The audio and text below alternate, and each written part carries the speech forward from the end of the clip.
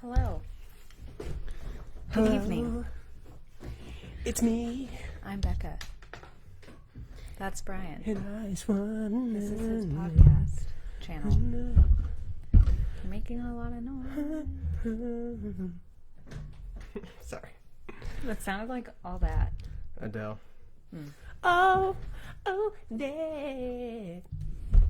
All that. Alright, I'm asking if this is a chat because I actually never really know if this is a chat. Here, let me just tag in. I'll get you in the right one. No, I'm there. Look. There I am. There she is. I'm in the chat. Alrighty, folks. Welcome to the Comic Cast Podcast. This is another episode of Apodcalypse Now, your Facebook live stream episodes of the Comic Cast Podcast. Get the formalities out of the way since we are trying to get some people in the chat, trying to get some people in the stream, get this thing going. As always, this episode of the Comic Cast podcast is brought to you by Fightback CBD. That's right, I got some Fightback CBD stuff right here. We have their original CBD oil, 600 milligrams, my friends. We have the night version right over there that's got a little bit of hint of melatonin and lavender for your ass so it can put you to sleep. And we also got, that's not their hand sanitizer, but we put a Fightback sticker on it. We got some stickers. And then they also just launched a brand new extra strength formula that's 1,200 milligrams, not 600 milligrams. You guys can head on over to fightbackcbd.com. Save 20% on your order Rogan. By using the promo code Chaos, not Rogan. You could probably use Rogan. It might work. I don't know. But right now, if you go there and use my promo code, because I'm sponsored by Fightback CBD, that promo code is Chaos, CHAOS, for all the shenanigans in the world. You can save 20% on your whole order. They don't just have CBD products or CBD oil either. They also have CBD vapes for all you vapors out there. Vape Nation. They also have t-shirts, Fightback CBD t-shirts, which are pretty cool, and ranked rash guards for all you jiu-jitsu practitioners out there, or even all you gym heads. If you just like, being comfy in the gym, wearing a rash guard, and you want to represent, a Brazilian jiu-jitsu color. You want to be a color? Then do it. By all means, get yourself a ranked rash guard over at fightbackcbd.com. Not sponsored. I'm drinking Tejano Dream, so it's fucking great. Yum. Yum. Get in my body. Again, Thank you. Getting this shared out to some people, getting people involved, getting people in here. Then we're going to, I guess, kick on. We're going to talk about stuff. Yeah, the actual show, right? What are we going to talk about today, babe? It's going to be a couple different things. I wanted to go over the ban being not the ban being lifted, but we're reopening the economy, so I wanted to discuss that. Terrifying. Because I feel like that's important. We just finished up Breaking Bad, which I know that we're 17 years behind. 7 years behind the okay. finale, but we finally did it. We finished it today. We did. And, just recently. I feel like there's... I feel like that it was a great show. I'm not mad at it. I feel like we've been burnt by some shows as of late. How did you all feel about Breaking Bad? Breaking Bad is something we're going to be discussing here, so get your Breaking Bad questions, opinions, thoughts ready. So is Walt dead? We haven't watched the movies. We don't know. That was a very good question. El Camino looked good. He seemed pretty upset as he was laying there on the ground and they were panning away with the happy music. Wow. Breaking Bad. He didn't blink. Quarantine. Which, I'm sure led a lot of people to think that he was dead. Yeah. And for the record, hi, Andrea, nice to see you. Let's see. We had never, ever watched Breaking Bad before, ever, in the fucking, 13 years it has been out on, the streams. So, thank you. Andrea's saying congratulations. Oh, yes. Thank you, guys. This is the first official, episode of me and Becca as an engaged couple. We got engaged on her birthday. Check that out. Bling bling. It's there. It'll sparkle. Yep. Yep. Does do that sometimes. So yeah. Yeah. We got engaged. We did. That was fun. It was your birthday. We hung out on your birthday with Alex. We can fill people in while I'm doing some shares here. We didn't hang out with anybody. We safely quarantined, hung out with a couple of our friends, Alex and Jamie. You all know them. There was, what else? We ordered some food. We drank a lot of champagne. We live streamed. They know this. Yeah, you guys live streamed an episode of, No, I did my video one. Oh yeah, Becca has a little bit of a live together. stream. Yeah, Becca has a little bit of a live stream on her page for the first time.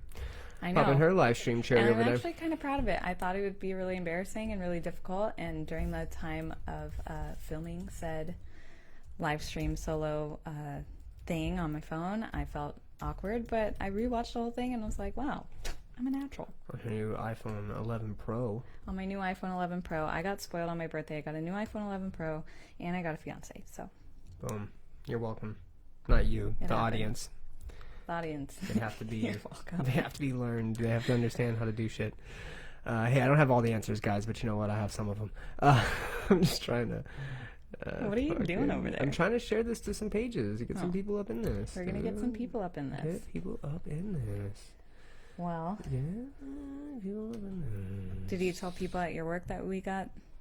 Yeah, the biggie? I did. Were they happy They for knew you? going in. You didn't hear like the whole No, I top haven't secret really plans. heard anything about any plans. Okay, because all I so- know is how it happened. Okay, we can definitely. Do you guys want to hear about Brian's plans? So how it went down, how I top secreted this ring from Israel all the way into the United States during COVID-19 for an engagement ring, right? So the company that I got the ring from, Becca knows about them. Good morning, Jeff.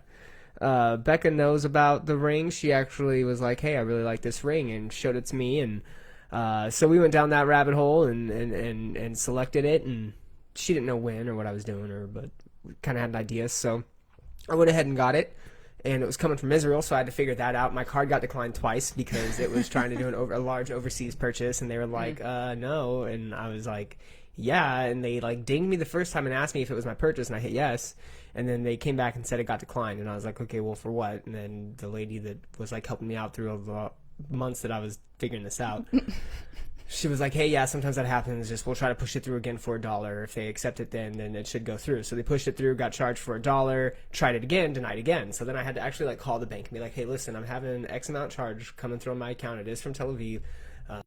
It's like It's I don't know not what ISIS. else. I don't know. Yeah, it's definitely not ISIS. Matt wants feet already, so we'll get some feet going for sure.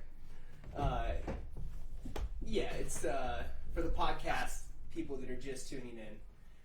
We are currently showing feet on the live stream and sharing a story of how I got this engagement ring. So, Tel Aviv sending me this package, and we get it paid, figured out, done, processed, made, rings done. Hey, how do you want it? And I'm like, oh shit, well, we're in quarantine, and they're in quarantine, so they were closed 3 days a week.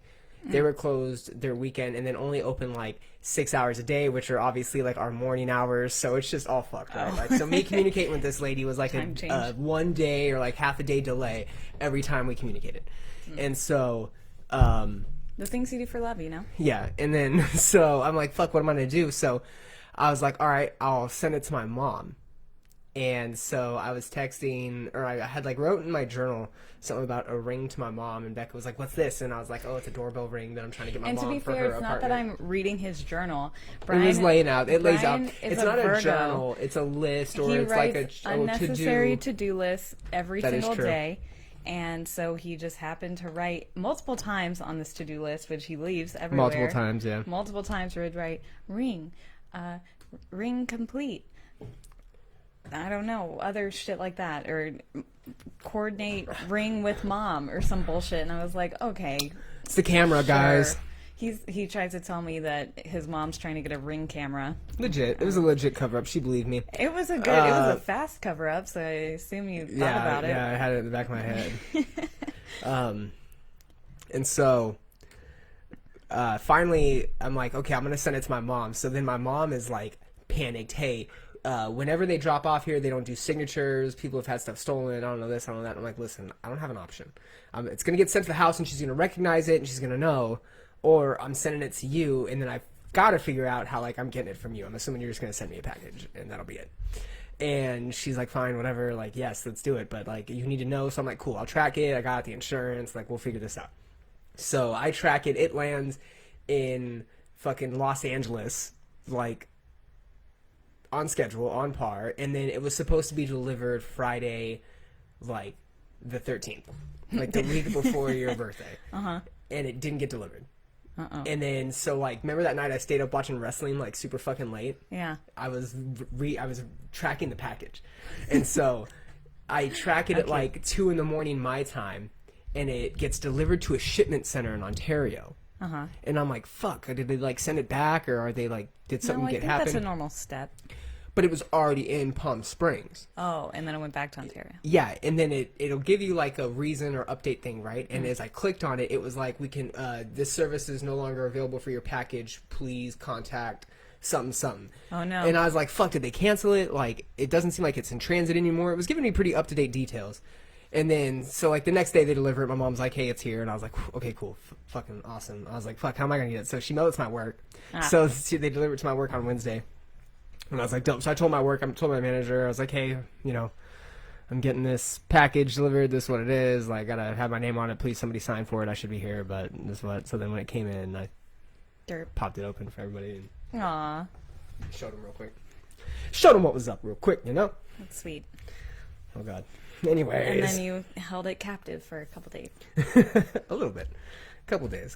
And then what originally was the plan was to do it out in California. You know, we were supposed to be in California for the last, like, from the 7th to the 17th. We were supposed to be in California hanging out with our friends and family, many of who tune into this live stream and hang out with us. And we didn't get to see any of them because of this fucking pandemic.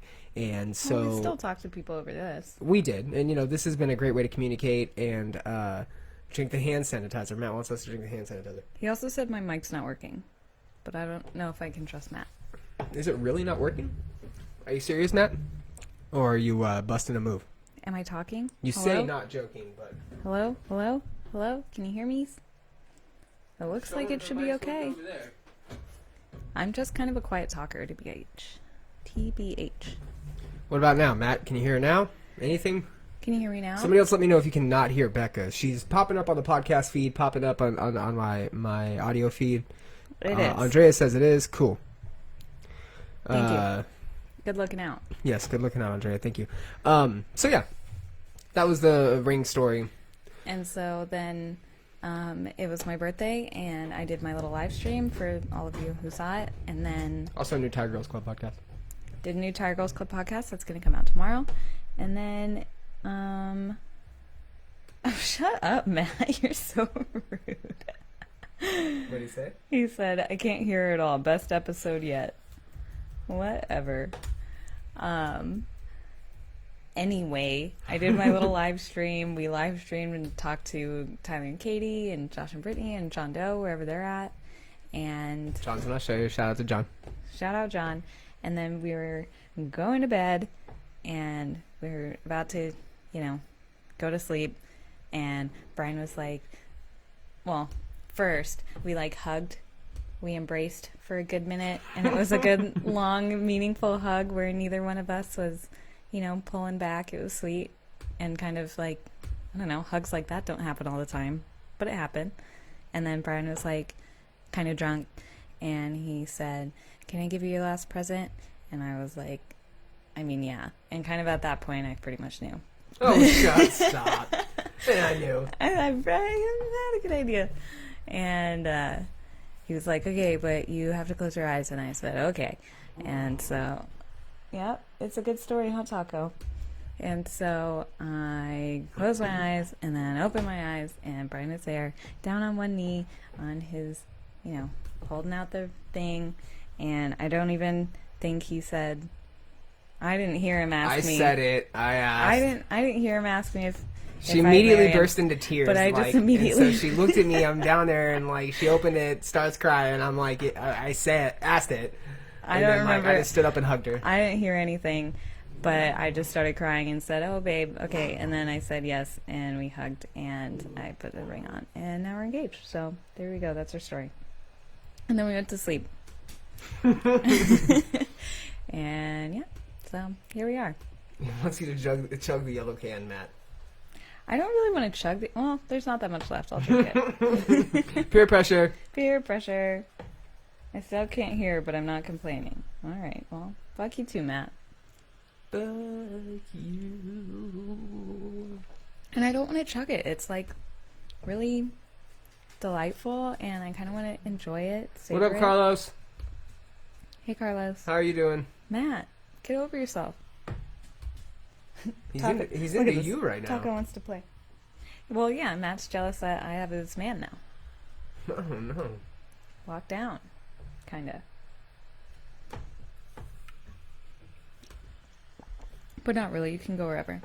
That's a beautiful story. That gives Shut the us what hand we want. sanitizer. Give it up, Matt. You come drink the hand sanitizer. We're saving it for you. He'll do it. He'll do it. Anti-Corona. It's the best Corona. That's what Corona should do. If Corona, the beer company, wants to get a leg up on something, Just make hand they sanitizer? they need to release like a special that's called Vacione or something like the fucking whatever the cure means in Spanish. However you say the cure in Spanish. Why don't they make like That's an what the name alcohol, of the fucking beer should be. you know, a hand sanitizer, like cleaning products? That's probably the direction they should go. No one drinks their shitty beer anyway. Wow. Jessica Ferrier was the one that actually recently celebrated a birthday as well. The one that just jumped into the chat right now. What's up, Jessica? She's the one that's super into astrology. So I told her that you had the podcast. She subscribed to it. I have a podcast. And she was asking me a bunch of questions about moons and signs and risings. And I can only answer to the best of my ability, but I try. I wonder what... Jessica, you should. I wonder what your answers are like. You should say what's up to my buddy Matt. Jessica, Matt. Have you met my friend Matt? There you go. How's it going? I wonder if someone asks you an astrology question, what your answer is. I get a lot of questions of whether or not I believe it, and because of you, I mean, I give solid answers. My go-to answer is for being asked if I believe in astrology or not, or if I think that there's any merit to it. And I'm going to explain this because I think that this can kind of... We can pull a tarot card. This can be applied to kind of anything, but if I think tarot cards and astrology and those things work, what I think they are is I think they're almost like... They're like almanacs for life, pretty much. You're not really...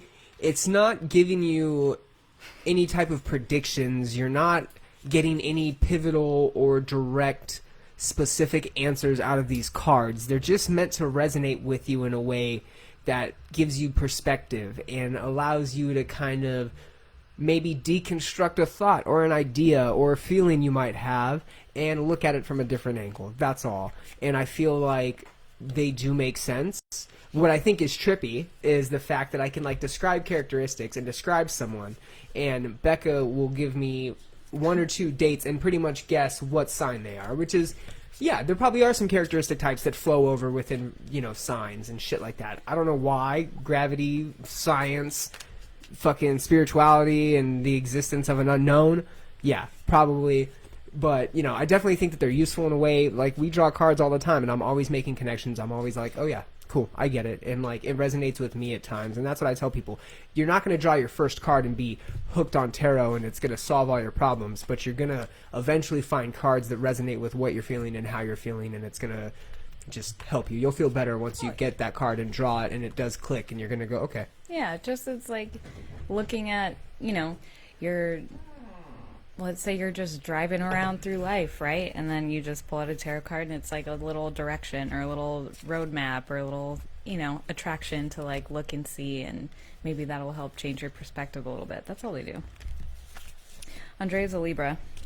Get it, Andrea. Brian's a Libra rising. Libra rising? Oh, look what we got. This came out. Okay. We got the Six of Swords. It looks kind of... I don't know. It looks like a journey. What would you interpret based on the symbolism of this card? We've been getting a lot of swords. Dude looks like he's breaking his back.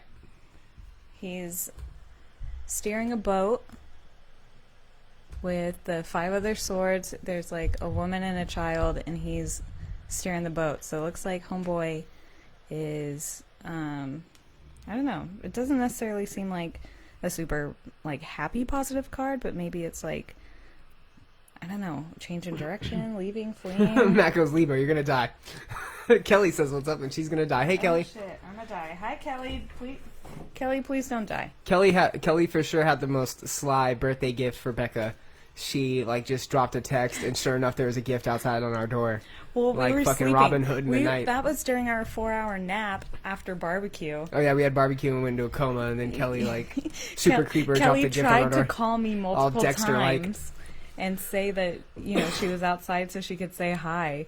But alas, we were asleep and went out there and had a nice little note. I'm gonna fucking butcher that, but curar is cure in Spanish. I'm definitely not saying that in Spanish. So we're gonna have to come up with another word in Spanish that Corona can capitalize on the coronavirus with. Matt, we might need to do that for I Hate This Scene. That might have to be a topic or a question we hit Twitter with. In what way can Corona capitalize on a coronavirus pandemic? I think that's a good question that.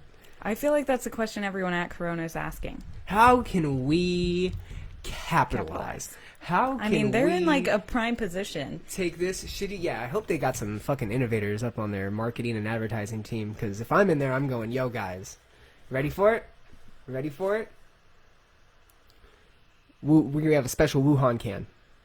Or a special Wuhan bottle. It's a Chinese IPA. Chinese style IPA. It's just fucking sake. They come out with a sake. It's called the Wuhan recipe. It's like a lager with soy sauce in it. Ew. Gross. I'm just kidding. That's right. Probably still better than Corona. All right. Anyway, 6 of Swords. Hey, this is what we got. So, the 6 of Swords. I am pasty and doughy, guys. I apologize for how doughy and gross I am right now. And I worked out today. So I feel like I have a pump. And you know what, babe? What? Still gonna marry you. I mean, but if the fans don't like it, really? Does it matter? And look at this disgusting tan. Stop. Look at this tan. I'm brown and white. Mexican, Irish as shit. I think that's just the lighting. You're not even Mexican. You're Spanish. Oh. Spanish. For the sake of Mexican, Irish. No. Okay, we're moving on. We are going back to the 6 of Swords. The 6 of Swords is a card of transition. What do you know? How sweet. Okay. While it can sometimes represent a physical journey, it is most often associated with a journey of the mind. The difficulties in life can often be viewed as teachers, and this card is an acknowledgement of those things we have learned during the process of hardship. Traditionally, this card concerns moving on from a disruptive situation towards a place of healing. For many people, the 6 of Swords offers quieter horizons and a time to reflect on those things that may have been problematic. If we are in the middle of strife, then this card suggests that things will be beginning to get better. However, it is also encouraging us to take the first step toward a safer place by removing ourselves from toxic people and drama. Yeah, Matt, so get out. Get out, you troll. Just kidding, Matt, I love you. I'll just read these questions because I don't want to read this whole book. So how can you release yourself from toxic people and difficult situations at this time? Are there prospects for physical travel in your life at the moment? No, not for the whole world. Can you think of someone who has helped guide you through a troubled waters of a tense situation? How can you help someone who is currently dealing with stress or conflict? Some keywords are transition, healing, travel, overcoming emotions with the mind. What do you know? I'd say we're transitioning and trying to navigate some emotional waters here. There you go. And I feel like the world is, since we're opening back up to first-hand account. I mean, since we're that's opening what you back do. up. You Exactly. wanna. It's Andrea only gonna says do. it. It's only gonna do for you what you think it's gonna do for you. She says, "What an appropriate card for this time." It's so true, because I'm sure everybody feels that type of way, especially in Texas, where we are opening back up in just a fucking couple weeks, which is not making me happy. Something's going on with Matt's culo. Speaking of culo, we are opening up in a couple of weeks. May 9th is, I believe, the national standard. Most people are, the lockdown is still in effect until March 9th, although they're going to try to... May 9th, I'm sorry. May 9th, but they're going to try to, phase open the economy and phase open certain parts of the country and certain parts of, the business landscape across the country. And a lot of people are terrified. I get it. I understand. I, for one, am one of those people. You're terrified, and I get it. You got shit now. Your work is moving, and things are changing. So we just had a big conference call today, and my work, shit's moving, shit's changing. This whole virus has been a day-to-day thing, and you can't really expect to go in and say, hey, you know what, this is how it's going to be on the other side, and you can't expect to know every twist and turn, but I feel like we've adapted fairly well. I feel like that, a month of people staying locked down and quarantined hopefully made an impact. Do I think everybody should just be allowed to be released back into the wild? No. People are protesting. People are still complaining about how they can't go out and like live their days, their normal day to day. And I understand. I get that. But I also think we need to be a little bit more just aware of what's going on and a little bit more in tune with your place in the community. And if we're calling for this like lockdown, that's what it should be. And I think people are complaining, and I think people are. I'm complaining. Sorry. I've been complaining. I've been complaining a lot and just like confused and scared. And yeah, Kelly said it. Hairstylist first with a rolling eye emoji. Yeah, like of course it makes fucking sense to social distance by me physically touching another human being. Even though I'm 6 feet apart from my coworker stylist, that's going to make it all okay. But I can still touch somebody totally random that may or may not work in like the medical field or a fucking essential business. And as a matter of fact, touch maybe 6 of those people in a day. Great. Tight. And because the work's back open, do I get unemployment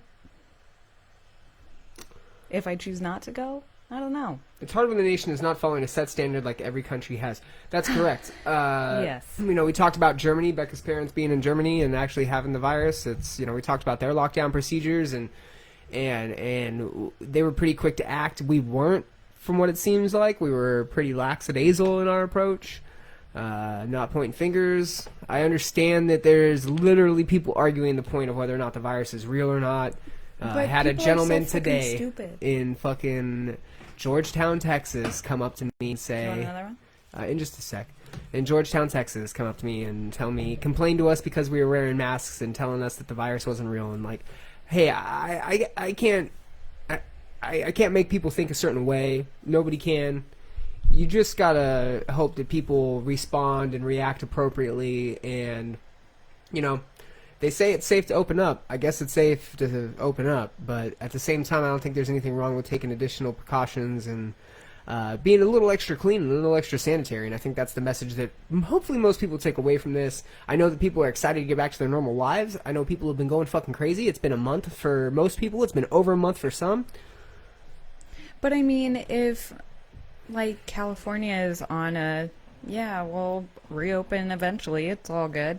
Like, they are, you know, my only concern letting this really, dictate and I'm again, and I mean, cases here in Austin are literally still like climbing. They haven't started to plateau or go down yet. There's just only 158 in Williamson County, 212 or 214 in Travis County.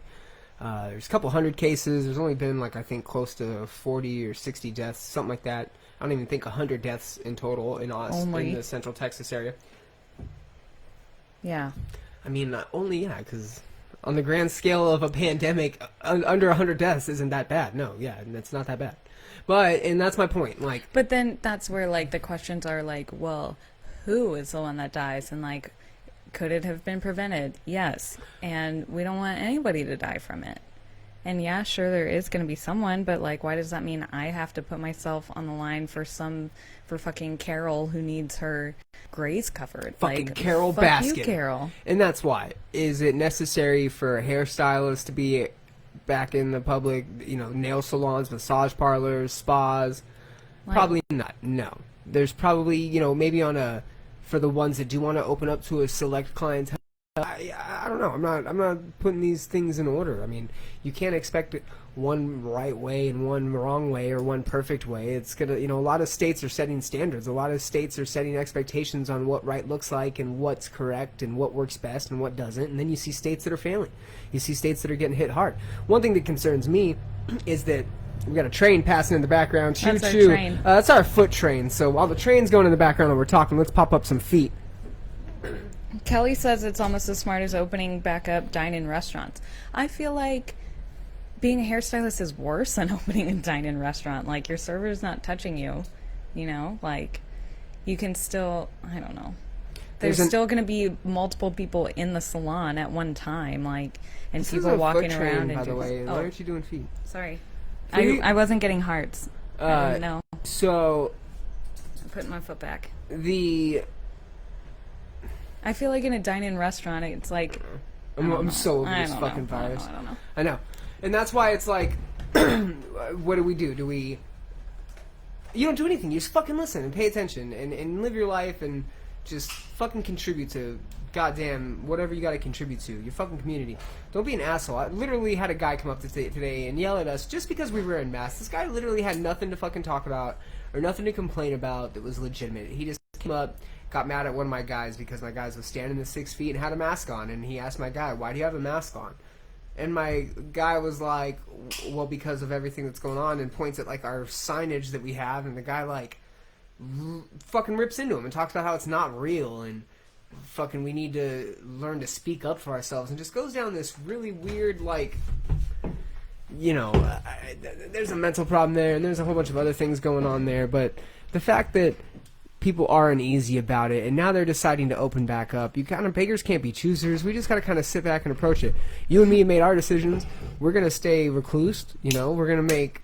You know, I've already talked to a lot of guys in like the jiu-jitsu community. A lot of gyms are only gonna open up 1 or 2 days a week. You know. You know why? My theory, my hypothesis on why Texas is opening up hair salons first is because all those Texas Senator Dallas politicians' wives are probably driving their fucking husbands who are in power nuts because they are just complaining about not being able to have big, perfect, beautiful Dallas, Texas hair anymore. That's what I'm saying. That's what I think it is. Fucking Texas. Calling it. I bet if there was like, you know, if there's... Matt goes, Carol Baskin Robbins, ice cream to die for. That was a great one.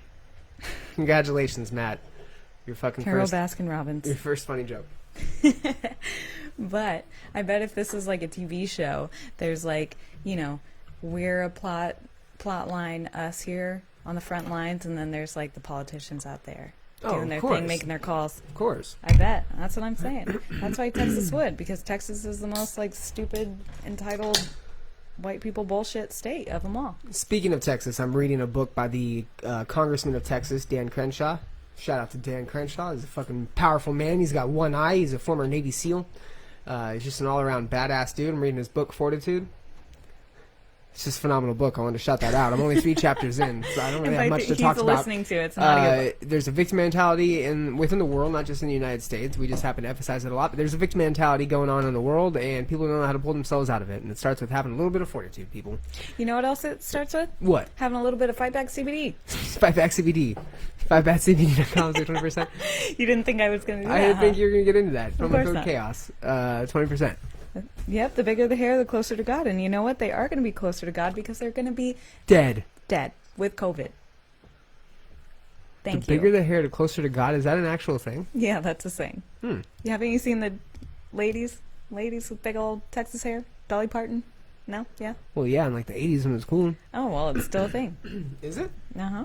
Not as much in Austin, but... what were we just got onto something.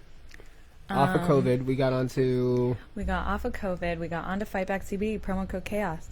I know, that fucked me up. I was in a line of thinking, and you were like, you know what works, and you went into a read. I know. I was trying to help you out. So who was into Breaking Bad? Anybody watch Breaking Bad? Show of hands. We already talked about Breaking Bad. But nobody was on Breaking Bad. Anybody? You guys, we had never watched Breaking Bad, ever. Either one of us. Never watched it. If there's anything I can be thankful to quarantine, it's that we finally watched fucking Breaking Bad. And now we can be, you know, involved with so many cultural references that we've probably been missing for the last, 12 years? Yeah, great. Here we are. We're in reality. We're in this time. We are in 2020 having watched Breaking Bad. Talk to me about it. Oh, shit. Matt is trying to get us to chug this hand sanitizer. Matt, do I have to move the hand sanitizer so you forget it like a monkey? Out of sight, out of mind? Is this how this is going to go? Hey, wait. Why is he a monkey? What's that about? Why are you mad? Why is he a monkey? Are you... I said... Is that a racial thing? What? Get out of my house, too. Drink the fucking sanitizer, then. God damn it. Oh, shut up. It wasn't a hype, Kelly. It was a fucking phenomenal show. Don't tell my friend to shut up. Shut up, Kelly.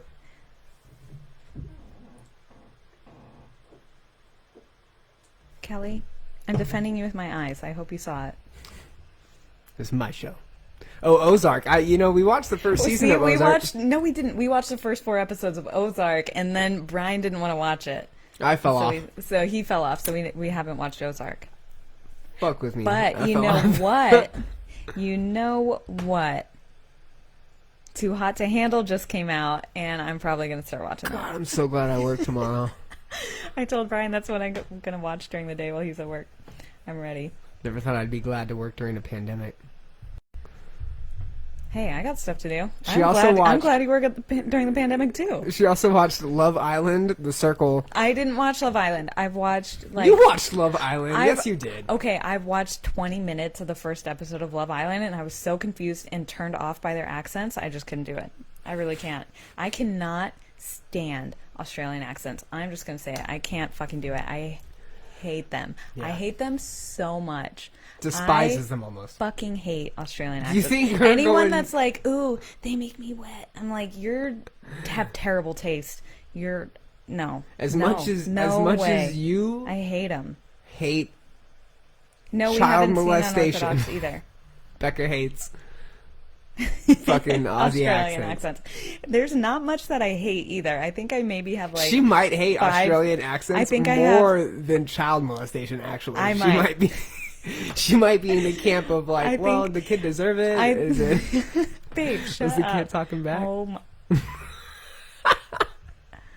Okay. Australian accent.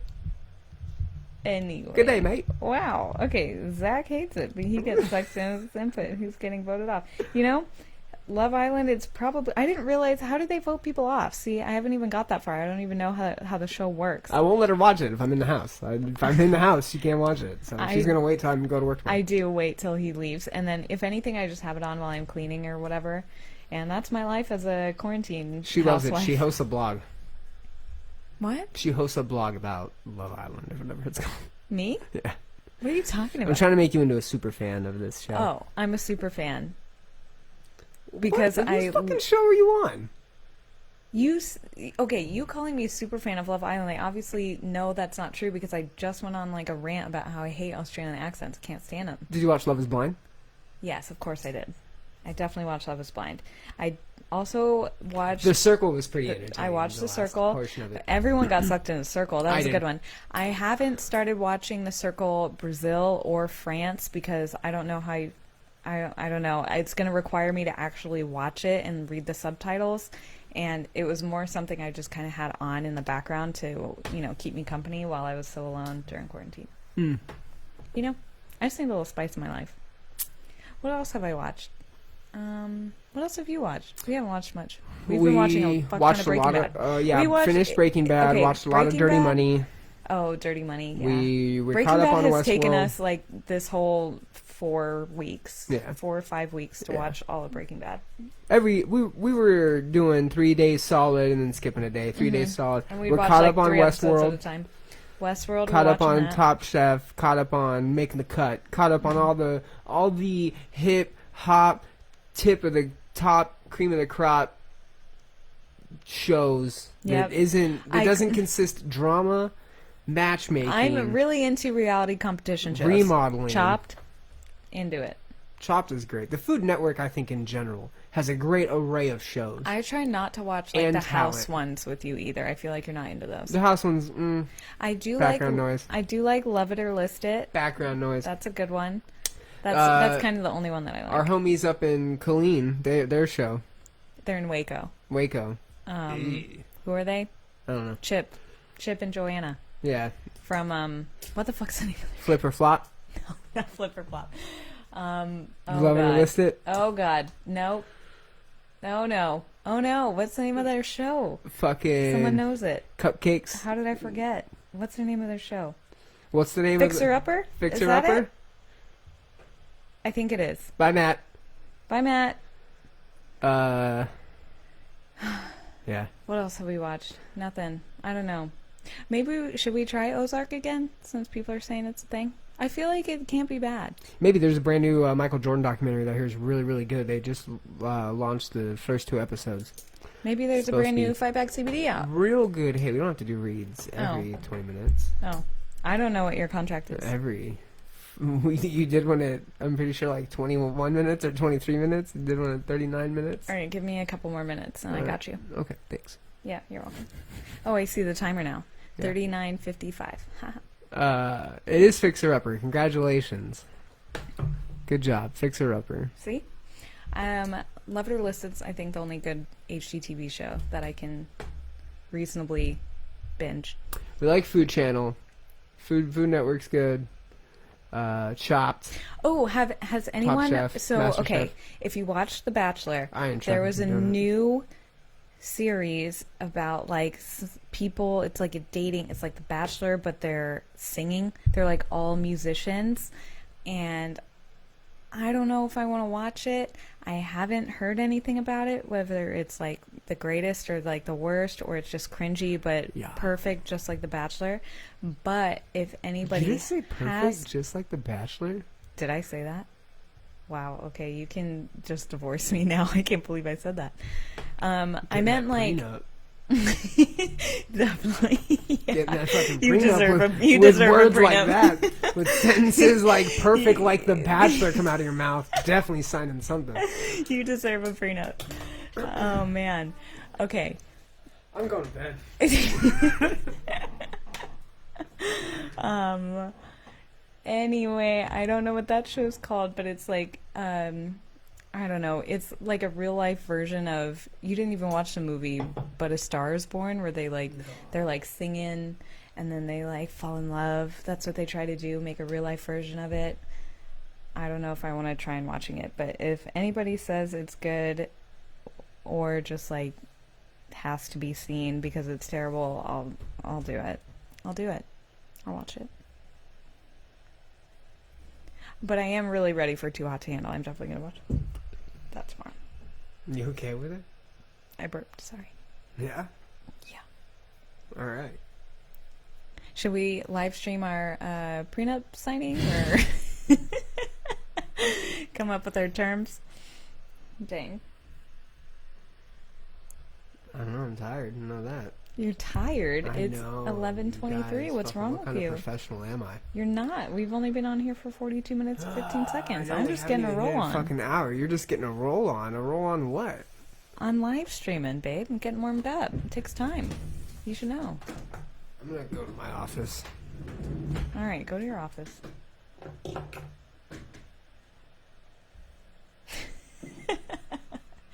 Well, so my other project for quarantine is painting my house. I haven't done it.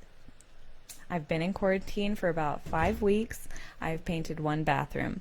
However, I do have all of the supplies to paint pretty much every other room in my house. I think I have enough paint and enough brushes and bullshits and whatever I need. So one of these days, you'll know, because you're going to come on this live stream and this room is going to be painted and you're going to be like, wow, oh my God, Becca was so productive during quarantine. I wish I could have been that productive, or I was even more productive than that. And you know what? We can all just celebrate too instead of making it a competition. But I'm pumped. I've been saving painting for my for rainy days. And if you live here in Austin, you'll know that there actually hasn't really been a rainy day in like 2 or 3 weeks. So that's why nothing's gotten painted. And I'm still waiting. And the news, by the news, I mean the weather app on my iPhone 11 Pro, shout out, says every day it's like a 40% chance of rain. So Austin doesn't know what the fuck's going on, and it hasn't rained at all. So no painting for me. Definitely rained last week at some point. It really didn't. Definitely I don't think it did. I think it did for like 5 minutes, maybe. Maybe. Yeah, perhaps. Perhaps. Perhaps. Perhaps. What color? Oh. Well, I got white paint because if you can't see, our walls are this like beige. It's terrible. It's yellow. It's like yellow beige. It's also on the ceilings, so you can see it's the same exact color up there. So in here, I think it's going to be what's called agreeable gray. It's the same color that's in our bedroom, babe. I'm going to paint it in here, paint our ceilings white. I'm going to paint the inside of these arches So you can see, like, next to where our string lights are, I'm going to paint the inside of those arches like a really dark gray. And we have a couple different arches. And I think my living room's going to be white. This room's going to be kind of gray, so it'll be a nice contrast. I'm going to paint the hallway also white. I have plans for both the bedrooms over there. It's going to be great. And you know what? I'm probably going to have to do it all by myself because homeboy doesn't like to paint. It's not that I don't like to paint. I understand that painting is an all-day thing. Well, yeah, and it gets done so much faster when there's two of that. I know. I helped you paint the bedroom. You did. Painting a ceiling is a fucking bitch, though. And you know what? No one cares about painting. We're back down to one viewer. Thank you, Cal. This is all Thank you for staying in there with me, Cal. That was our fucking... I did do this. It was your demise. Yep. I will say this. What? Breaking Bad now, the more that I think about it, is probably top 10 shows for sure. Up there in my 10. It was good. It already made I had no it. complaints. Short. Love that it was short. Didn't really get stale. I thought the last season was a bit extra, but I What get do you it. mean? Final How so? season. 16 episodes won.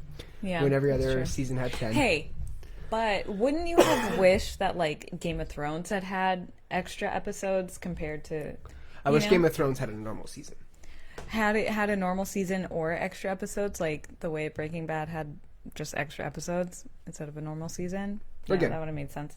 So I feel like I can't be mad about them having a longer final season. See, I feel like you could have given us 2 solid seasons with these last 16 episodes. I feel like you could have given us a solid 2 solid 8-episode seasons.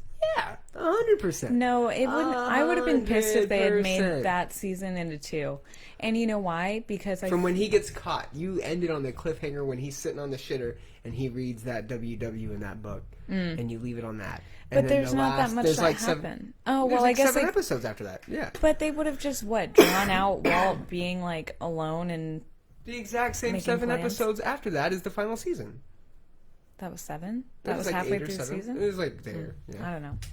I feel like, I mean, compared to like other favorite shows of mine, like let's just say Game of Thrones' his favorite show. It's kind of, I don't know if it is, but it was entertaining at least. That's And- in my top 10, regardless of how horrible it ended. Right, and like Dexter, that was probably one of my all-time favorite shows. Probably number 2. But both of them, both Game of Thrones and Dexter, just like super rushed the ending, and like they didn't take the time to like, you know, make the plots and like make it so it was cohesive and made sense, and like like Breaking Bad didn't feel rushed. It didn't. Thankfully, Yeah. which is why No, I felt can good. applaud Breaking Bad for how it ended, because it didn't feel rushed. It felt No. very natural. That's my one and, like, critique. You all could give the it- loose ends were tied up. The it final was, season, it you was could give methodical it- and good. Yeah, You could have broken it up into 2, but it's I mean, not okay. even a critique yet. but no. like, how would that even? We would have just watched it straight through anyway on Netflix. I'm didn't watch it as it big. came I'm out. thinking big picture. You know, you look at the shows that are among the greats, and they generally have anywhere between 6 and 9 seasons. Oz, The Sopranos, Dexter, fucking Dexter, they could have for sure made Lost. a whole I'm pretty another sure had season. like 7. Yeah, and even then, like it could have been different. And Game of Thrones could have had a whole Game of another Thrones, season like, for sure. You know, what was it fucking called? Sex and the City had like fucking 11, I think. Yeah, they were like fucking super successful. Did you watch Sex and the City, babe? I said successful shows. No, I didn't Okay. watch a lot of those shows. But, you know, you have this, you know, because you get stale. You know, you get on the verge of being almost like stale, like chewy meat almost, right? If you get 13, unless it's a sitcom. You know, you have But It's even Always Sunny. still- It's Always Sunny on 13 seasons is never going to get stale because it's all the same stupid shit from season 1. But You can that's only what draw I feel out like. like a dramatic storyline for so long before you're like, Well, this sure, is stale. but I feel like also if it's the same stupid shit over and over, how many seasons of that can you really take? But that's a sitcom. A sitcom style is that way. A Cheers, a Friends, you know, Bob's Burgers, yeah, yes. a Seinfeld. But I feel like those. it's I the mean, same those are characters, shows you different don't scenarios. Where realize like it's real a season. series. Yeah, exactly. Yeah, you could jump in season episode. You know, season 4, episode 11 is the exact same as season 10, episode fucking 1. Like, there's just this weird. Yeah, that's true. Yeah. So What's your number 1 favorite show ever? I'd have to sit on that one for a minute. Dexter's up there. I think that if there's ever a show It's where I Always was Sunny like, is probably my like favorite show of all time, where like I can watch episode after episode and not get tired of it. It's Always Sunny. Just because it's that I watched on FX the pilot of It's Always Sunny because they won an FX TV show that allowed you to, they won some online contest where you submitted a pilot. It wasn't even a TV show, but like if you watch Spike TV, there was this whole, they were calling it something, and it was like, hey, submit your script to us. And the reason that I was into it is because Nick was really into writing movie scripts and shit back in the day, like directing stuff. We can't go into the Nick movie script story. We can't. And so, you know, I was into shit like that. And whenever trailers, signings, or announcements were done, me and Nick were like on top of it. And then so I kept trying to tell him, hey, dude, there's this fucking thing that they're doing, and it's like an online submission. And we were young. We were like 13, 14. And I didn't come to him like, hey, you should do this. But I was like, I was into it because it was like a behind-the-scenes creative type of thing, right? And he was just kind of like, oh, whatever, man. Doesn't you were really into matter. It's Always Sunny before it was cool to be into It's Always So Sunny. listen. So I heard about that, and then like through the commercials and shit that they were doing, it's like, check out the pilot episode of the guys that won. And I was like, cool, I'll check it out. And they like literally shot it on this shitty handheld camera, and it was like 15 minutes. And it's the very first episode they ever launched where Charlie figures out he has cancer. And it's like super dark and like dramatic and weird, and I was just like, what the fuck? And then sure enough, they had a season, and I loved the first season. I was like, well, this is fucking great. And like Danny DeVito wasn't even in it. And then the second season, Danny DeVito comes in, and it's like, what the fuck is this? And it just becomes this weird, like, and I'm super hyped on it. So me and Nick are on a family vacation.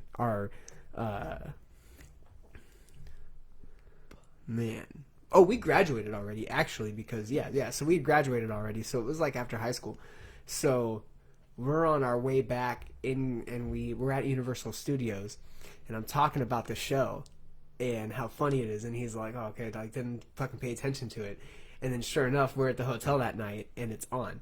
And I was like, oh, can we watch it? And he's like, yeah, cool. We died. It was, like, they played, like, 2 episodes that, like, repeated last week's and played the new episode or whatever, and me and him were both dying. Like, it was, I remember it vividly, and that's why I think it sticks with me. It's because it was just a show that you just have good feels about it. Yeah, and it's just funny, and like they're as creators, they're like very, you know, one season was written all by fans.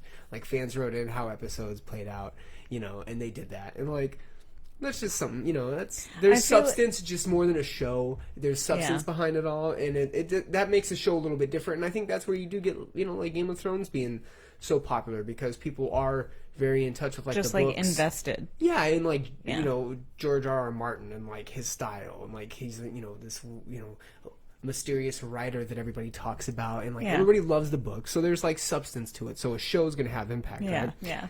And, like, I mean, Game of Thrones is up there, even though I felt like that left the worst taste in our mouth, you know? Dexter, I mean, Dexter's probably number 2, if not number 1. I loved Dexter for the sake of it just being... It was so good. Yeah, it was. It was, and it was... I mean, just the last couple episodes, it was just too fast. They really should have just, like... I don't know, drawn it out just a little bit more to whatever. Like, there were just some things that just, I don't know. So it's been a long time since I even watched it, but I remember being like, okay, you could have given me a little bit more, Dexter. Let me go down this word rabbit hole with you. Can we rewatch Dexter? Yeah, I'd be about that. I'd really be about that. So let me get this down. Let me go down this one with you, right? I'm reading Fortitude by Dan Crenshaw. I'm listening to the audiobook. I don't know how people feel about saying you are reading something when it's an audiobook, but I'm listening to the audiobook narrated by Dan Crenshaw. It's his book. It's called Fortitude. And he's talking about how there's this need to like accomplish things. What were you saying just like a second ago? Dexter, it was rushed, but okay, yes. They should have like drawn it out a little. So he talks about like archetypes and roles to fulfill, and like fulfilling like the hero's role. But first, before you can be heroic, before you can hold the attributes of being a hero, you have to have a hero. You have to have a role model. You have to have someone that you aspire to be, or an example to go after, right? Pretty much. And most archetypes, Superman, superheroes in general, are pretty apparent and laid out for you, right? Courageous, humble. They have fortitude. They're able to stay positive, in dark times and like pull through and muster. And they have strength and bravery, and they've got all these other things, right? Those are dogs. I don't know what they're barking about.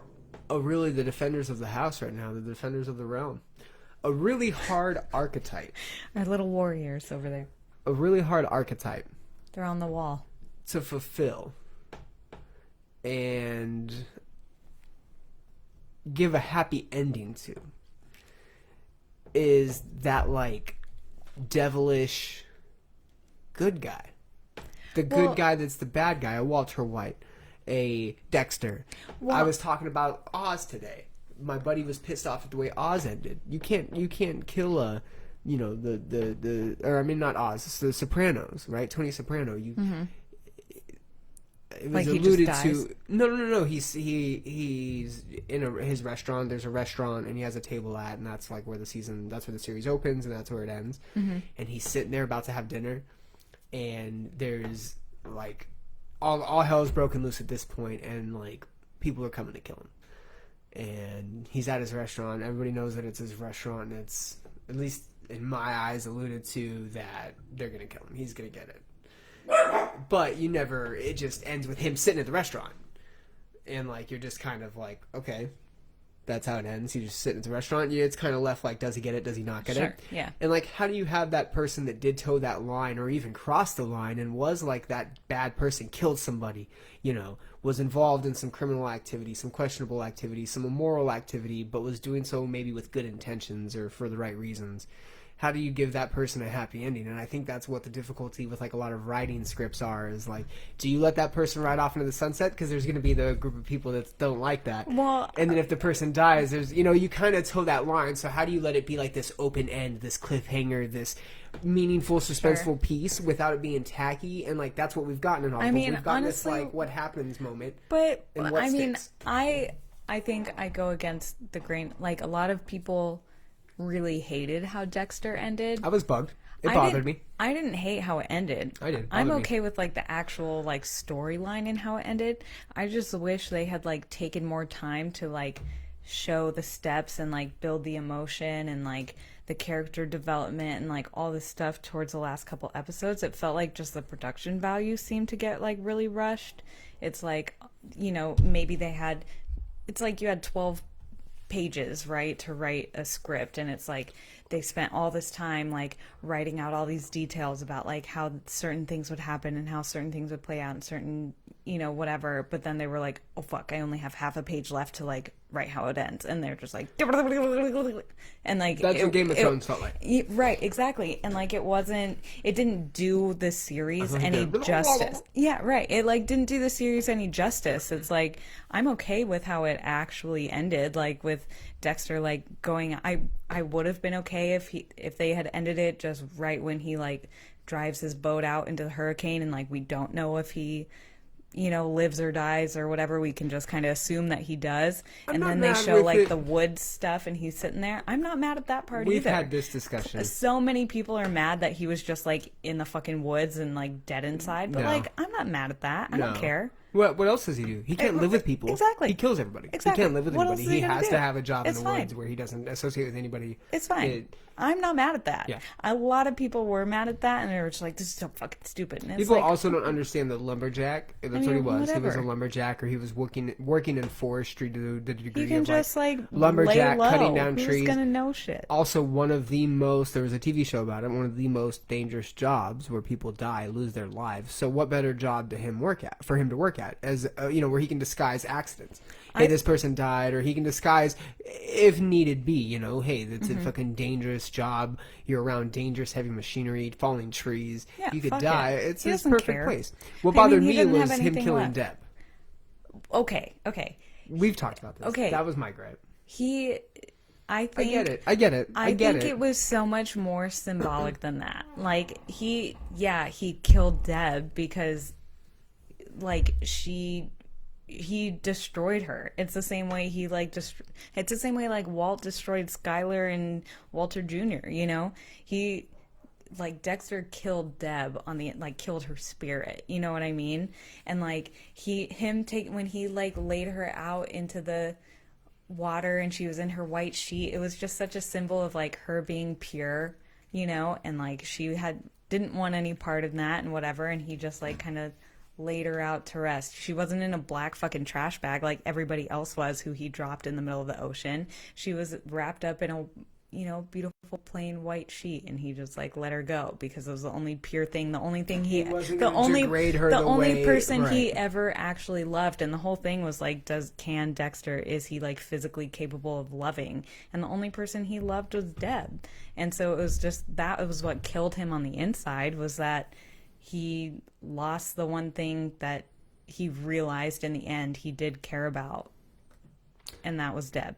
And so I was not at all mad about it. I mean, it's sad, of course, obviously, but the way that they like did it, I go into like the symbolism and shit, and like can see the way that they like cinematography and all of that stuff, and how they can like show what it means without explicitly telling you. That's what it was. It was like he realized that's the person he always loved and trusted and cared about was Deb, and he wasn't going to throw her out like some sack of trash. He at least did her some justice, you know? I can agree with that. So 2 points to make in this. The first point, the episode went too fast though. Sorry, go. No, the first point is there's 2 ways to, I think, watch movies, or at least 2, you know, main ways to watch movies, and that's for the imagery, the metaphors, the illusions, the symbolism, you know, that's for the fiction that it's creating and being immersed in that. And from that perspective, it makes sense. What you say makes sense if that's truly what it was, if that was a representation of like her purity and his only love, his only ability to love was her. And that's why he was so fucking burnt when he was in the woods. It's so sad. Dead inside. The one person he loved was dead, so he was dead. Okay. And so the other perspective that you can have towards movies is like an appreciation of the art. An appreciation for the art would be what the content of the art is. Like, hey, it's a story, Dexter. You know, here's the storyline. It's a murderer who's doing it for vengeance, and he's only killing bad people, and yada yada. Well, it's so hard for me to get on that wavelength, but I'm following. Go. Well, that's your wavelength. You're watching it as if it is real. Like, you're watching Dexter, and that's the whole story for itself is like you appreciate it for being a story, and like appreciating it for the details and the content of the story. I used to really look at things like that, right? And I've now, I mean, for a long, long time, been more into like appreciation of film for like the art of making the film, right? Like, why did they write it like that? Like, what's the purpose? Like, what's the director's point here? What's the point the director's trying to make? Like Tarantino films, I'm always like, okay, how did Tarantino get these Leo, fucking Samuel L. Jackson, John Travolta, whoever it may be, to portray what he wants expressed on the screen right now? Like, I feel like that's the same thing, though. How did he have to dig into fucking Leo in order for Leo to get this fucking crying scene down where he's fucking bawling about stupid shit? Him and fucking Brad Pitt are crying. Like, what was it from Quentin Tarantino that he had to get out of them to be the best actors they could be for that scene, for that role, for that piece, right? You're looking at from like a coaching perspective? From like that sounds like a coach. I think I'm looking at it from like a performance perspective, and you're looking at it for content. Like, again, I think you're appreciating it for Dexter. You're appreciating it for the story of Dexter. It's beautiful because Dexter loved Deb. That was the whole point to his... But you're like, how did he make Leo cry so hard? Like, how did Leo understand the message? Let me tie it in. And so I tend to go behind the scenes and break that fourth wall with a lot of things that I get into, which is why I'm into It's Always Sunny. And I'm into, you know, the movies Hi, Jaime. and the bands. What up, Jaime? The bands and the shit that I'm into. I'm into like the creative aspect of it and like what it takes to make that quality that I enjoy, you know, like I enjoy that It's Always Sunny is able to like speak with their fans and be as transparent as they are with their writing process and their creative process, because that's how I know I'm getting the content that I like. I know that, oh shit, those guys can sit there and fucking sit in a room. Okay, here's a better example. South Park. Okay. The 7 Days to Air South Park documentary that talks about how they write each South Park episode and basically within a week and post it to air. Well, they submit the episode for air day before it's supposed to air. So they air Wednesdays normally at 10 p.m. They submit them like Tuesday nights. They get denials Wednesday morning and all throughout Wednesday for shit that they have to cut out of the script. And then, like, they admit they're, like, finally 5 minutes before that department closes at wherever they're at and our department closes or whatever we're doing, they finally accept the script. And it's that way more times than it's not that way. And that's how we feel we're able to push the envelope and create such great content, is because of our writing style. Like, we push the envelope with ourselves, but we understand that that's what gives us great content. And you're like, fuck, these guys trust their writing team, where they give their writing team a full 6 days to come up with shit, and they come out with outlandish, crazy nonsense shit. Yeah, there's but like they trust them no enough rules. to do that. Yeah, and you know, hey, the product's gonna get made regardless, and everybody has to just be in their space.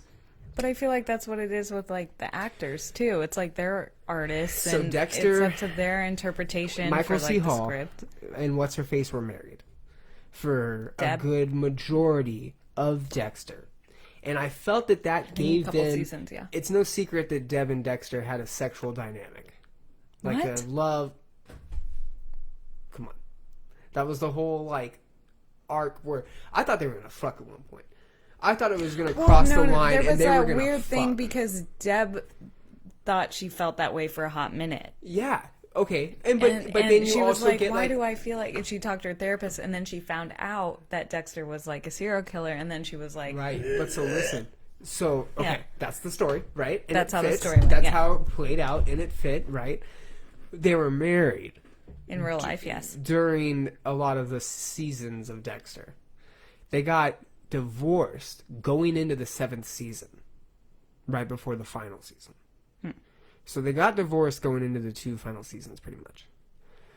And I think such an interesting dynamic of the show was that weird tension between the two, to the almost like That sexual weird step point. sibling thing. Yeah, and like let's be real, like Dexter did have that weird sexual infatuation with women, and unfortunately he killed them all. Not really. What do you mean he killed? No, he killed serial killers. He didn't have a weird sexual thing. He didn't even feel anything. He hardly even touched Rita.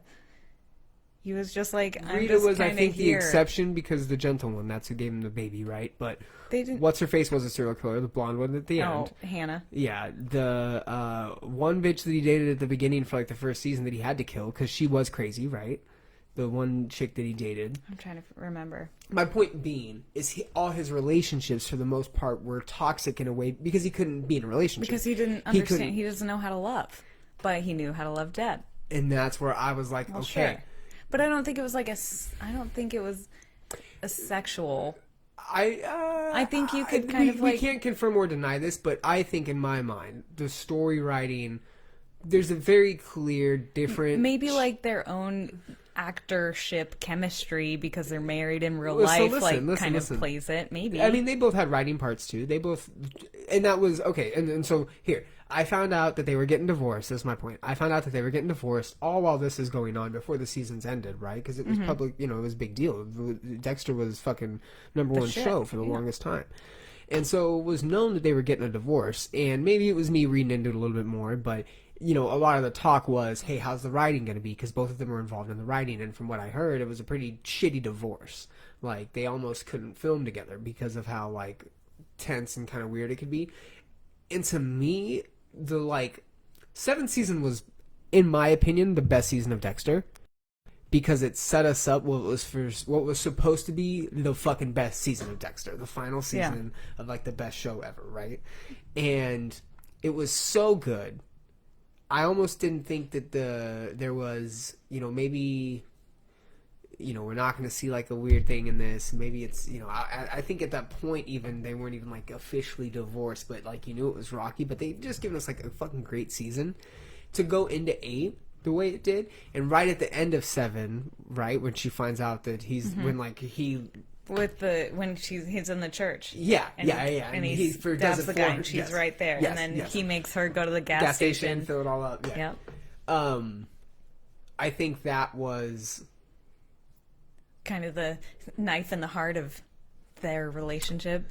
See, it's almost perfect though. I don't think that was originally, had they never gotten divorced and gone that route, Dexter wouldn't have turned out that, in my opinion. See, and I think that's the route because of, there was originally supposed to be 9 seasons.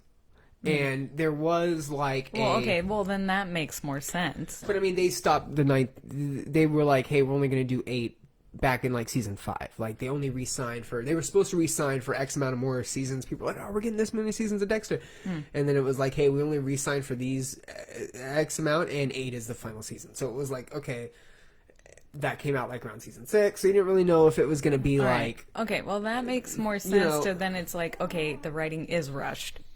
Doesn't necessarily mean it was rushed, but you make edits, you change, but things change in real life that alter the storyline writing, and you have to just adapt. Well, and maybe their marriage was just like, I mean, maybe it's a good thing they were like happy during their time that the season was supposed to be happy and upset while the season was supposed to be upset, so it worked out, I'd say. In a real world, you're never going to get a perfect product, which is probably why I shouldn't look at movies that way. Right? That's what, like perfect products? Not a perfect product, but like... you also never really know what somebody intended at the beginning and what you're actually going to end up with when there's so many other people involved. Favorite TV shows? Anybody watching right now have any favorite TV shows? We're talking favorite TV shows. We're talking Dexter. We're talking Fight Back CBD. Fight Back CBD as well. Favorite TV shows. We were talking about how like some of them don't always end on a strong note, but they're still like our favorites. Dexter for both of us, I think. I mean, it's a fucking tight number 2, and storyline wise, as far as first season to final season, how did it play out? Story arc, how crazy? So good. I mean, it's so tight. Yeah, there's not much to complain about. And again, I'm looking deep behind the and I love Dexter and how it ended. I'm not mad at it. I just think the Deb aspect was weird, and it could have been. I mean, it was necessary though. Like, what else? How would you have changed it? You don't, he doesn't, maybe he gets caught. I don't know. That's just it.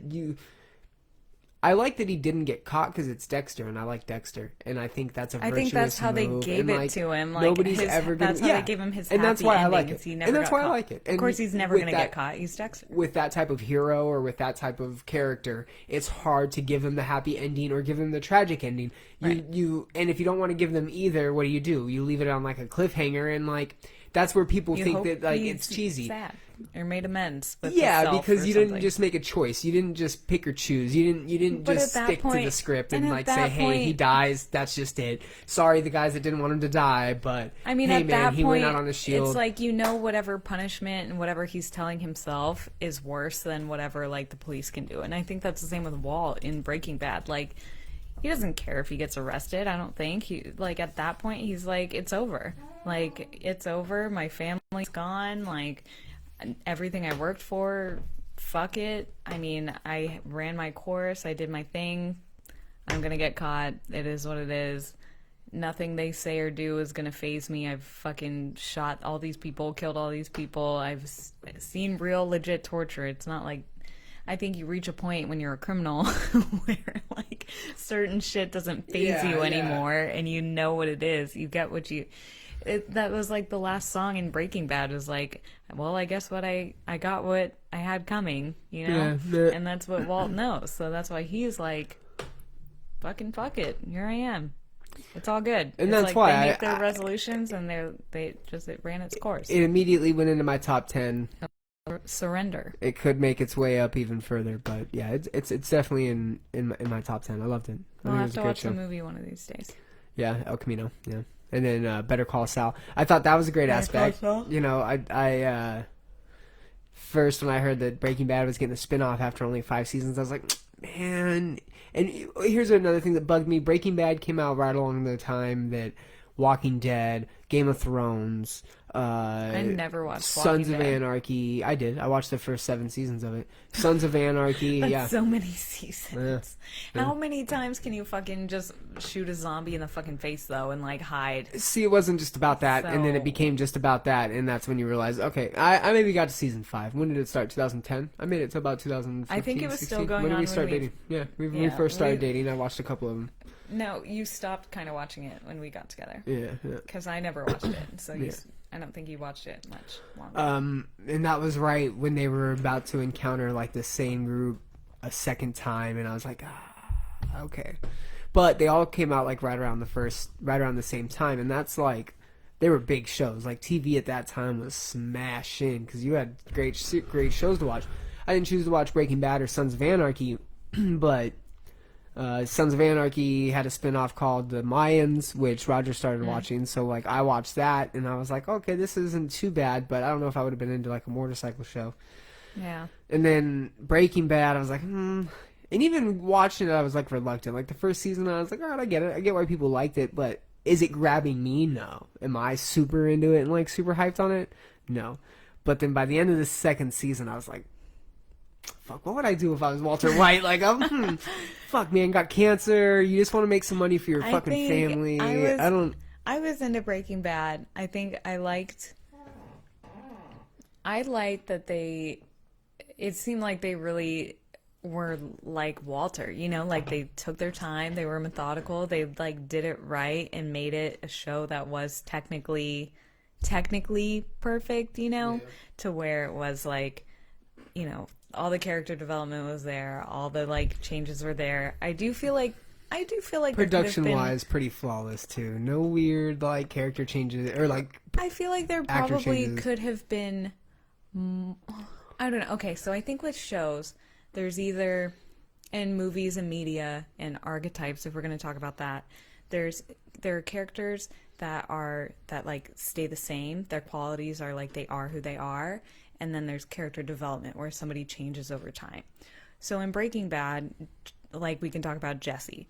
Jesse, the whole time we've known that Jesse's not a murderer. He says it himself. He's like, he's not going to kill somebody. He doesn't want to do it. The entire time he never changes. Like that is a core belief to Jesse, right?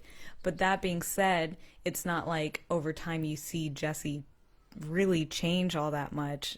It's kind of the entire series. He's just kind of getting a little older and goes through a little bit different experiences, but he still has like girlfriends that, you know, he's still upset. He's still crying all the time. He's still not just murdering people and feeling okay about it, where Walt goes from like, you know, kind of timid, you know, whatever. He does what he does. He's confident. He's just his fucking like chemistry teacher. And over time, he's just like, it seemed like in different points he was like, he would just turn on his like Heisenberg, right, where he was like shooting people or getting cray.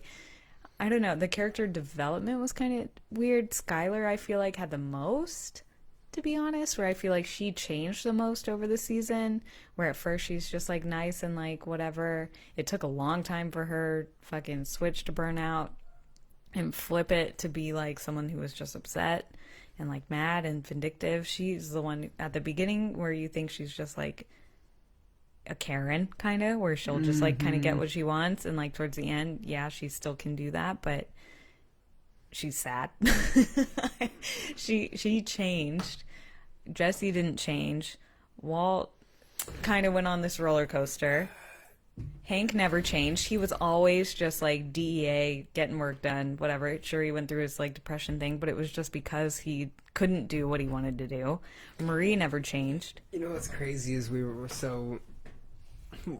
just watched Breaking Bad. For anybody that's just like just catching up, we just watched Breaking Bad, just finished it tonight.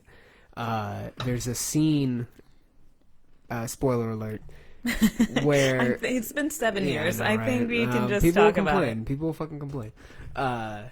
So there's a scene where Walt has come back to town, and he's like fucking making his runs and doing his final mission and hitting his checkpoints and talking to who he needs to talk to, and several different points in the final episode where they would almost intentionally divert your attention to like a specific part of the scene, a specific part of the frame, and then another part of the frame would move or come into contact or like come into focus or shift. And it just brought this whole different element of surprise to the show that I wasn't aware of at any other point in the show, unless you can think of one. But why didn't they use those effects? And the two that I'm talking about is when Todd shows up to meet his connect, and Walter's sitting in the diner, and you see the guy walk in and go over and sit at the table, and it's just kind of like a far shot, and you watch him walk in, and he sits down. I had to rewatch it. Yeah, and then Todd Walter sits moves next to Lydia in the cafe. Yep, and Walter's moves. Sitting at like the counter. But you don't realize it yet, because it's not bald Walter, it's like overgrown, dying Walter. Right, we don't recognize him because he's a different dirty. Walter. Yeah, and like you see them walking, or you see them sitting down, and the patrons of the restaurant, and like at first glance, you know that there's someone sitting in the seat Walter's sitting at. You know that there's someone there, but you don't pay attention to him because you're paying attention to Todd walking up to Lydia. And then Walter shifts in his seat because he's listening to them, and he like moves, and you're like, holy fuck. You realize that Walter's now in the diner with them, and he's a wanted criminal at this point. Right. Like, he's all over the out news, and about in the public. Has fucking changed his identity and been like stowed away in Alaska or Michigan somewhere in like the New Hampshire in the barren winter.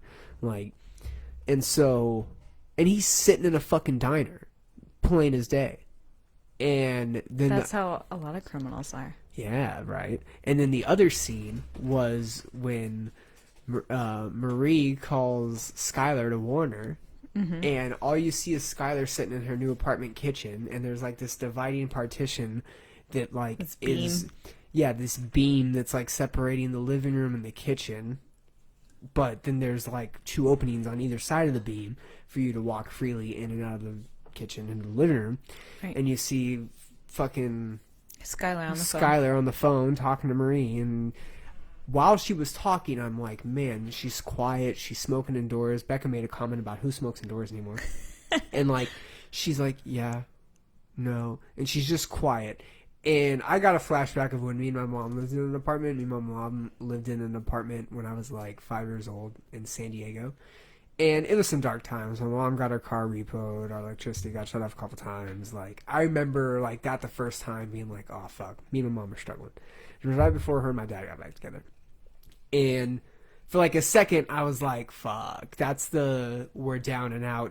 Just went from a 3-bedroom house to a probably 1 or 2 bedroom apartment, having a fucking baby, family. I fucking did that. Oh, yeah, the baby was in I did that as an adult.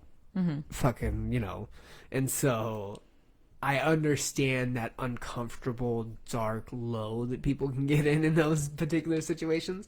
So when she was on the phone talking to Marie, I was like, man, her voice is like her voice is a voice of depression right now. I've been picking up on like acting and emotions, and my favorite movie of last year was probably Midsummer. And the piece in Midsummer that really sticks out to me, and the piece in Hereditary, which was the other movie directed by the same gentleman, that sticks out to me, are the screams and the cries that the mother and the daughter do in the beginning of both films. Mm-hmm. And they're agonizing, painful screams. The mother's crying because both her mother and daughter died within like the same week, right? In Hereditary? Yeah, it starts off with her mom dying and she's super depressed, and then the son goes to a party and takes his sister, the daughter dies, and then she's fucking really fucking losing it. Wrecked. Tony, what's her name? Oh, God. Just whatever. Bawling her eyes out. And it's just the most painful grieving you've ever heard. These actresses are amazing. And then in Midsummer, this girl's family is murdered by her sister, who's suicidal. Fucking gas her whole family. And she is just whining and fucking grieving. And it's some real shit. Mm-hmm. My sister just sent me a new logo. So, I can see it. It's on that screen up there. Yeah. And so I paid attention to that, and so I was paying attention to just Skylar's emotions in this particular scene, and it's like, hey, Walt's back in town. He could be out to get me. He could be out to get you. He could be out to get Walter Jr. Cops are watching you. Cops are watching me, yada, yada. Be safe.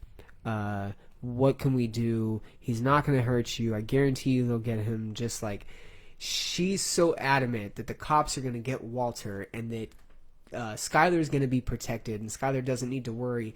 And Skylar's got no emotion, no reaction to it. She's just numb. Yep. And like despondent, and and just real low, smoking her cigarette, quiet. And I was like, man, that's emotion. You're in a dark place. You don't have anywhere to go. You're probably working a shitty 9-to-5 job, trying to support your 2 kids. Don't have your money. You fucking She's you pissed. cheated. Yeah, and you're in a down and out spot. She hangs the phone up, and she just sits there, takes like another drag off her cigarette, and then says 5 minutes. And you realize that the pillar in the middle of this room is in place to block Walter from view. But Walter's actually in the kitchen with her, and they're about to have a conversation. And I was like, beautiful. A second one, I was like, I think you reacted first, actually. You were like, dang. Yeah, you were like, dang, that was smooth. And in my head, I was like, that was fucking perfect. That was the way they angled it. You didn't see him. The camera didn't fucking move. It went from Skylar in that position to Marie talking in her house, to Skylar in that position to Marie talking in her house. She hangs the phone up. You know Walter's now in the house. And you know Skylar's on the phone with Marie, just staring at Walt the whole time. Not giving it up. Right. Not fucking panicked. Because of course no emotion inflection. You initially think it's because that she's down and out and like in a low, right? But then you realize is. But then you also realize she also still loves Walt to some degree, or like, you know, it's her life, and she's gonna. She cared about being like morally good. She was a good. Oh, she's a lawful good. Yeah, exactly, a lawful. She's good a character. Lawful chaotic good. Yep. She's probably a chaotic good. Yeah. And Walt was just there, and she was, gonna give him. If he was there, she's gonna be like, all right, well, what the fuck are you here for? That's why, I'll give you 5 minutes.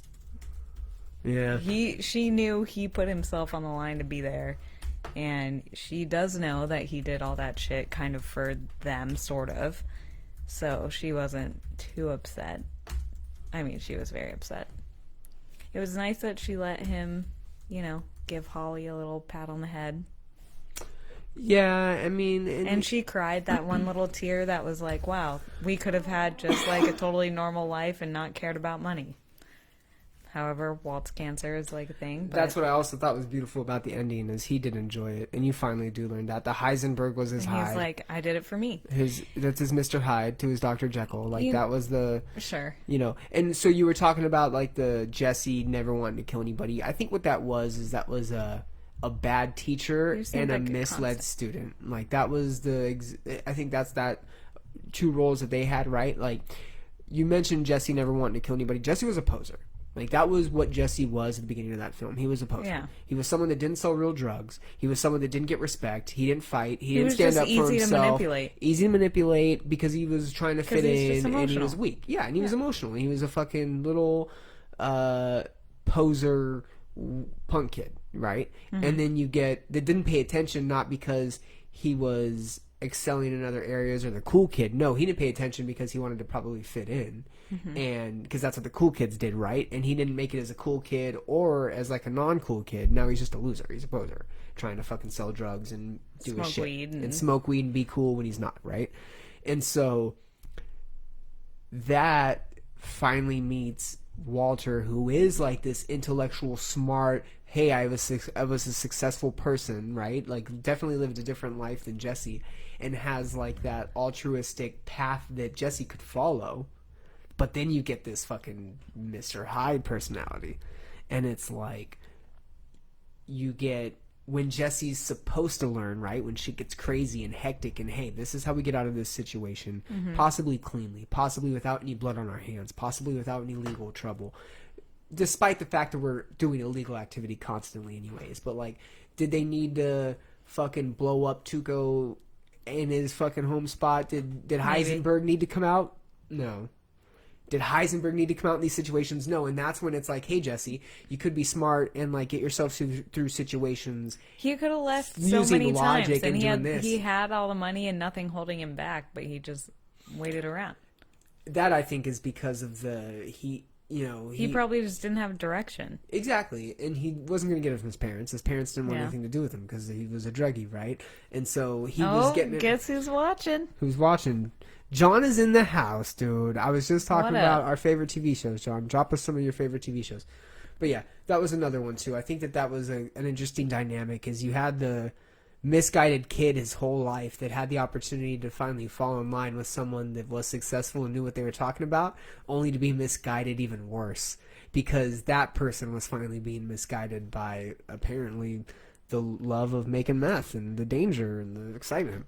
I feel like, because...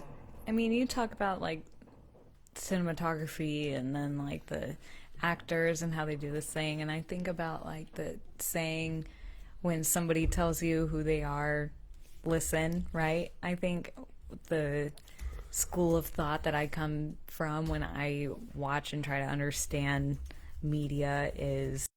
Okay, all like the symbolism shit, sure, like what colors are they using? Who's in here? Well, how are they doing this? You know, like how are they actually conveying this message? What's the subtext they're trying to say? But also when I know enough about like foreshadowing and, you know, I get like the construct of creating a script and being like, oh, you know, at the beginning when they give you this little detail of like, you know, there's a lighter on the table, and it's like, okay, well, they're not going to show something that doesn't mean anything, you know, like everything means something when you're making these choices and trying to tell a story. And at the end, when someone grabs that same lighter and they like light the house on fire, it's like, well, yeah, that's why it doesn't feel like it comes out of nowhere and we're confused. It's like, oh, we're putting all the pieces together, oh my god, it was there the whole time. If the movie's written that way, though, but there's some like parts in movies that don't ever have any relevance to like the plot, but they're still in there, like and they're like Easter eggs, and you find them out later as like a fan or something. I think the Easter eggs are there. I think there are a lot of fucking Easter eggs, and I feel like I forgot where I was going. You were talking about how people will tell you what they are. Scenery, right. It's not just subtle. It's like it's subtle, but it's meant to be there purposefully with intention. Okay, in books, in TV show scripts, in movie scripts, in things like that, when one character is talking about another character and they're like, Jesse's weak, he's, you know, just so emotional, it's like that is him telling the audience like how we should perceive Jesse, right? That's how else are they going to show that Jesse's weak and emotional? Is like, okay, actually showing Jesse cry. Okay, yeah, we get it. And then by them like saying Jesse's emotional, it's like, okay, yeah, yep, solidified. That is the truth of his character. Right. That's how we understand who he is. Okay. So when you're watching TV or like watching movies or reading books or whatever, when somebody is when one character is talking about another character, that's really when you need to lean in and be like, okay, well, what is this character about? You can track them. When I was in high school, I don't know, I feel like it was for the book like the Odyssey or something, or the Iliad, whichever one we read. I didn't read either of them, to be honest, but we were supposed to. And we were supposed to keep a character journal. Because there were so many characters in the Odyssey, we were supposed to have like a page or two or whatever and be like, this character, and we were supposed to write down quotes of like what other characters said about this character. Like, do they have black eyes? You know, fucking, are they nice? Are they fucking douchebags or whatever? Right. And that's how we were supposed to be able to like reference throughout the book. And even though I never actually did that as a project, that's what I learned in my head is a strategy to understand context and stories. Mm-hmm. And so that's one of the ways that I look at like Breaking Bad, where it's like, okay, well, do I want to understand Jesse more? What do other characters say about Jesse? He's just some no good punk. He's fucking emo and sad. He's a poser. Yeah, a poser. Yeah. He's loyal, whatever. That's how you learn about like the characters. And so that's how I can gauge whether one character is developing and changing over time or not. So, fun facts. That's how you can do things. I agree with you. You know, and I think that comes down to like the writing and the director, right? And like that whole creative process. You only want seen what is intended to be seen, but I don't think that they intentionally make things visible all the time, right? And like, I think they do. There's someone there making a choice every step of the way. Right. To be like, how are we going to frame this? Are we going to frame in on But I don't Walt think it's right necessarily... here and then zoom in here? Yeah. Are Okay, we going to like, how are we going to do it? We're What? splitting hairs here. Because you're right, yeah, in that kind of scene, obviously that was intentional, yeah. What I'm saying is, when a director or a writer or somebody chooses to put something in a scene, specifically visually, it's not always in the forefront. It's not always highlighted. It's not always made apparent to the audience. Sometimes you don't pick up on it until after you rewatch the film, where somebody goes, oh, hey, did you notice this? Did you notice that? A good example is like Inception. In the dreams when the times when he's dreaming, his wedding ring is on. Times when he's not dreaming, it's off. That's intentional, right?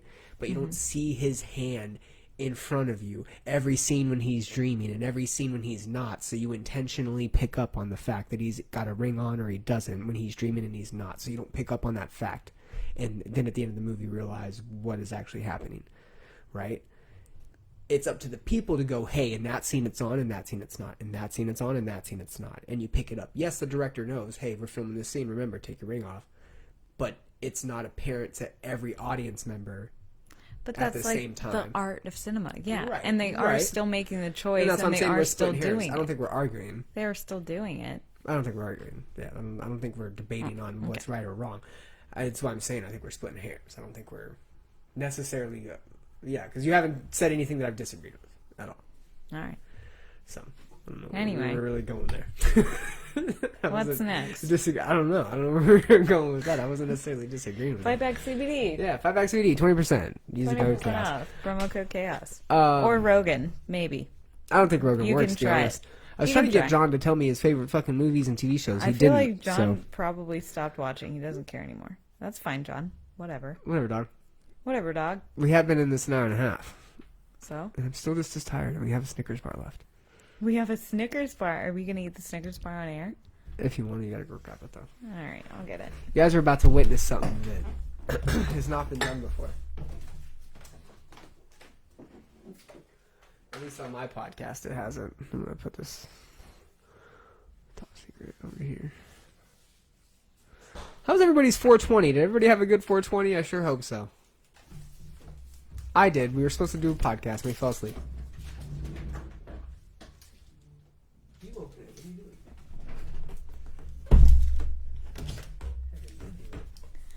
Brian has an addiction to Snickers ice cream bars, and he forces me to buy them. And then he also forces me to eat half of them with him every time he gets one. To which I joyfully agree and do. Yeah, it's about to happen. It's going down. Oh, no. I think I broke it in half. That's fine.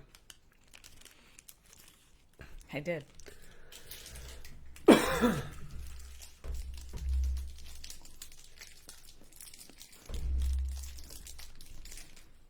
That's gotta be the most annoying sound of all time. Sorry.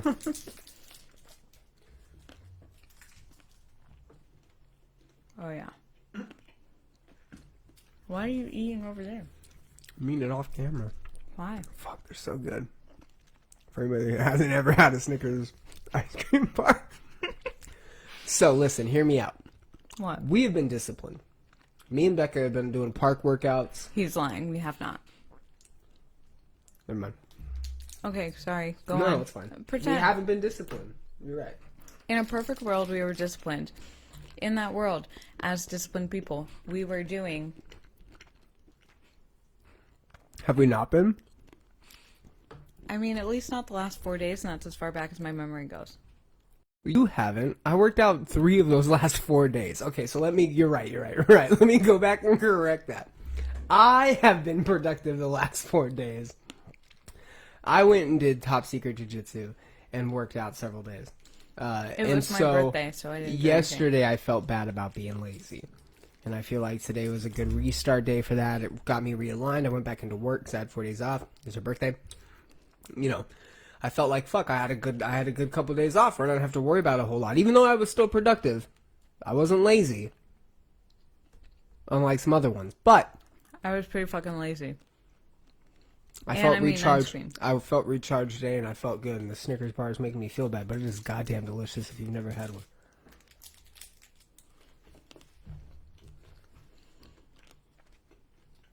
Eat it on the fucking camera. Shout out Snickers bar ice cream. Yeah. Mm-hmm. It's good. It's good shit. You guys like that?